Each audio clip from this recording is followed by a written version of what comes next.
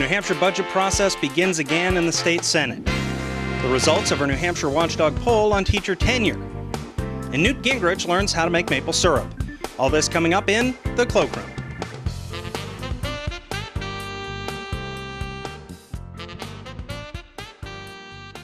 Hi, and welcome into the Cloakroom. I'm your host, Grant Bosse. This week, it's a special First in the Nation edition of the Cloakroom as we catch up with former House Speaker Newt Gingrich on the campaign trail. He's going to decide on whether to run for president by May 1st. But this week, he toured Ben's Sugar Shack in Temple to see how hard work turns maple sap into maple syrup. But we start with the budget. Last week, the House approved New Hampshire's two-year, $10.2 billion budget. This week, the Senate Finance Committee got to work on its own tax and spending priorities by first receiving a briefing on what exactly is in the House budget package. Jeffrey Pattison is the legislative budget assistant, the in-house number cruncher for both the House and Senate. He briefed the Finance Committee on the House plan on Wednesday. The House position at the end of 2011 was a $50 million deficit.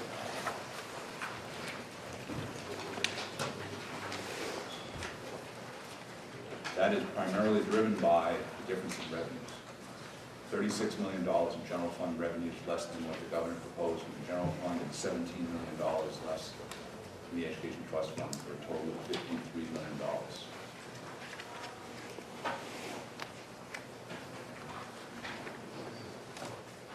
In terms of where we are today,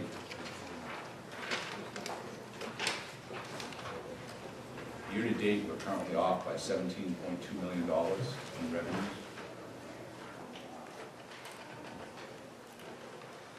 But 15.3 of that can be attributed to the loss of Medicaid enhancement tax.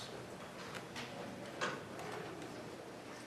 we're really about on target for all of our other revenues at this point. Still, it doesn't matter in terms of this sheet where it comes from. It's still going to be, if nothing changed and we had that deficit carried forward, it doesn't matter to us that it came from Medicaid enhancement tax. Finance Committee Chairman Chuck Morsch cautioned those who think budget cuts in the House were too severe that the bottom line isn't likely to climb much in the Senate. I think this committee better be very cautious. I see nothing tweaking the revenues that would make me believe that we're going back to adding numbers. Having said that, I do believe the Senate has different philosophies than the House and always had in all the years I've been up here, so there's going to be things we want to do different. And the possibilities exist. Everyone that's been on finance before knows that, and we will adjust things as we see it accordingly. Having said that, I think the general fund is going to be very difficult to look at because I don't see anything moving. So I'm sure Senator Odell set us straight on that in May, but that's a long ways away, so I'd be very careful on anyone that's looking to restore funding without a way to make a cut, because that's basically how you're going to have to do it, is propose a plan to reduce someone else so that you can make an adjustment in HHS or where you see fit in troopers or another category. So I'd be very careful. I mean, things are not changing very much out there, and I don't want everybody to think that it's gloom and doom in society, because I need the business to happen back home while I'm up here. So I'd like it to get rosier, but I don't see anything shaking the trees right now to make it that much rosier, and I wouldn't want anyone in the public to interpret it that way. The state Senate has until June 2nd to finish its version of the state budget, which will then go to a conference committee to iron out differences between the two chambers. The fiscal year runs out on June 30th.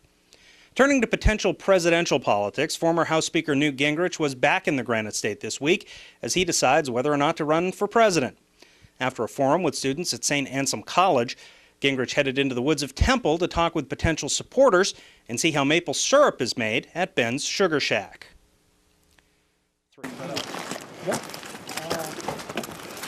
What share of the syrup is going back to them, and what share are you keeping? About a gallon for every 100 taps.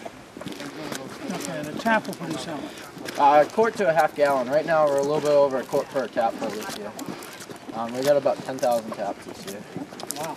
So, yeah. And you do all that manually? Yeah, we have to go to each tree. We probably visit the tree once a day. So, yeah, what happens, like, And snow, like the other day it snowed, so it knocked some limbs off the trees, and taps get knocked out of it. Okay, now what is this thing? This is the little collection barrel. This is just a little small operation. The sap comes out of these lines, Yeah. Okay. and it just drips down, and it fills up this barrel each day. And then we have a truck that will go collect it. So how many trees are these two lines? I think there's around 30 taps here. You can see like this little speck that you put in the Yeah. Huh. Okay. Okay. So that's what you tap with? Yeah, and 1st of February, we'll go around and we'll tap the tree. We'll look up, try to find like the best limb, the biggest limb on the tree, Yep. and we'll pick a spot to drill it. Then we'll put this in there and put this on. Like this one, this tap has a little ball in there. So at nighttime when it freezes up, the ball will actually go back in the tap hole to keep bacteria and stuff away from out of the sap. And you actually get more sap from the tap hole with that there. So yeah, new That's study. pretty sophisticated. Yeah, Proctor Research designed it up in Vermont. What do you pay for each of the taps? When you buy the new kind you put? They're about $1.25 a piece. To set up with each tap hole, each tap's about $10 to set up. Start to So, finish. so this comes down to here and then goes down there. Yep. What's the longest one of these lines you've got? We try to keep them pretty short. They're usually only about like 5-10 feet. What it is there's a bigger main line when you get a lot of taps out in the woods. Yeah. And the longest stretch we have is about 2 miles. And there's about 3,000 trees that come into it. I'll really be into this. Oh yeah. Now, tell me how you started at 5. I took a field trip to a sugar house and we had sugar on snow and I remember a little bit of steam coming off and stuff. So yeah, I came home and told my dad about it. And How are you? Good. I was really excited. So yeah, he made me a little homemade evaporator. You did. Yeah, just a little barrel, and we set it up in the driveway. Probably moved around the driveway 10 times that year. And we had about a quarter of syrup that year. And for Christmas present, I asked for the 2x6 in here, that little sugar house. So this little front room he built me. This is the original sugar house. This little room. This is right here. This is our maple syrup that's going off. And so from there, once this bucket gets full, we'll put it back down and put a little bit of oil in it. This is not quite sure. No, not quite. You'll bring it to a oil check with the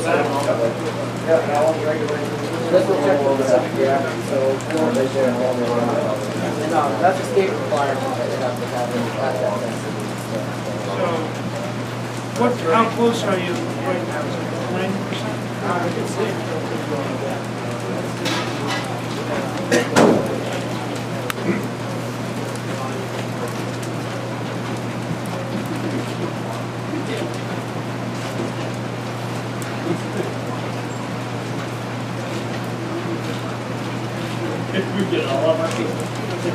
He just has it wrong because what happens sometimes the evaporator will back up. Yeah. So he just wants to get some off. So he's about 5 points really light right now. And, yeah, this has the evaporator. About 6 points a day. That comes in from that filter pressure through this pipe. It comes into here. Now, is that a continuous flow or can you store it here? We can store it here. This is a water jacket canner, so we'll heat the syrup back up to 180 degrees when we're ready to bottle it. Okay. And everything has to be hot packed to make a good seal on it and keep it in seal. And then what he's doing is he bottled it also, he's labeling it up. That's very cool. And then like our sampler sets, he's got the boxes all folded. Now, what does grade B mean? Grade B means it's the darkest with the strongest maple flavor. It's Oh, not I like see. it's- So these are A, B, C, D? No, there's 3 A's and 1 B. Like this is the B. It's not like a school grade. It just means B is the darkest with I the see. strongest flavor. Okay. So, which one do you like? I like them all. Depends what I'm eating. I like the B. There. I like a light hammer on like a vanilla ice cream. But on my pancakes, I like a medium. But big beans is a good for Okay. grade B. We're kind of spoiled around Cooking. Cooking grade B is the best. Cookies. Cookies. Yeah. This is proprietary. Don't answer to this. Is maple candy more profitable than maple syrup? Is this from the same base product? Or is this a byproduct of maple syrup? There is more money in it. but it's hard to sell. The dollar amount adds up faster in syrup because you can sell a gallon for $60 versus a piece of candy for $3. But you can make on average about $300 off a gallon of syrup from candy. So yeah, Now but you there's a lot of time. You in just have to find more candy syrup. Yeah. See, this is all the rubber molds that the candy goes into. This is all packaged up, and then from there we'll put it on these screens. Yeah. And it sits in this maple syrup back here for about 6 hours, and then it will dry for 48 hours to create a crystal coat, so the candy stays moist on the store shelf for a while. Wow. And we started our maple candy line about 3 years ago, and it just keeps building and building. The first year we sold maybe a couple thousand packages. Now we're up to about 60,000 packages of candy a year that we sell. That's a pretty good sized production. And we'll probably double it this year, so. That's really interesting. Yep. In a ways, Ben sort of represents the American dream in that this is what he wanted to do from 5 years of age. He's doing it. He's turning it into jobs, and he's turning it into a product people buy, not just in New Hampshire, but Massachusetts and California, New Jersey. And if he's done this by 22, who knows what he'll have done by 32. Now look out! It's it's very exciting, and I can tell you, as a guy who eats maple syrup, I've never actually seen it made before, so it's kind of fun to be here and have a chance to see how it's done and have a chance to talk with him about exactly what he does. And you can see the progress when you go in and you see the way in which now he has an osmosis device that really dramatically reduces the water prior to starting to boil it, and the kind of efficiencies he's getting. So I fully expect to come back someday and see him with an entire fleet of vehicles and candy going worldwide and maple syrup going worldwide. Gingrich says he'll decide on a presidential campaign by May 1st. That brings us to our New Hampshire Watchdog poll. Last week, we asked you if it should be easier for local school districts to get rid of underperforming teachers. And the results? By 2-1, our readers support reforming teacher tenure in New Hampshire. This week's question sparked massive protests on the State House lawn. Do you support the Kirk Amendment, banning evergreen clauses in public labor agreements? Polls are open until Thursday, and you can vote at newhampshirewatchdog.org.